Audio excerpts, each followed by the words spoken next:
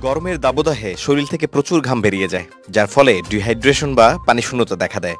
এই সমস্যা থেকে মুক্তি পেতে এবং শরীরকে সুস্থ রাখতে ডাবের পানি অত্যন্ত উপকারী। আসুন আজ জানাবো ডাবের পানি আমাদের কি কি উপকারে আসে। ডিহাইড্রেশন প্রতিরোধ। ডাবের পানিতে প্রচুর পরিমাণের পানি থাকে, যা দ্রুত শরীরের পানি শূন্যতা দূর করে। ইলেকট্রোলাইট ভারসাম্য রক্ষা। ডাবের পানিতে পটাশিয়াম, ম্যাগনেসিয়াম, সোডিয়াম ও ক্যালসিয়ামের মতো গুরুত্বপূর্ণ খনিজ পদার্থ থাকে, যা শরীরের ইলেকট্রোলাইট ভারসাম্য রক্ষা করে। তৃষ্ণা মেটানো। ডাবের পানি খেলে দ্রুত তৃষ্ণা মেটে এবং শরীর ঠান্ডা থাকে। হজম শক্তি উন্নত।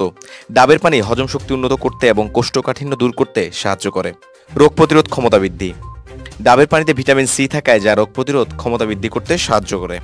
ত্বকের যত্ন। ডাবের পানি ত্বকের জন্য উপকারী এবং ত্বক মসৃণ ও উজ্জ্বল রাখতে সহায়তা করে। ওজন কমানো। ডাবের পানি ক্যালোরি কম এবং ফাইবার বেশি থাকায় ওজন কমাতে সাহায্য করে।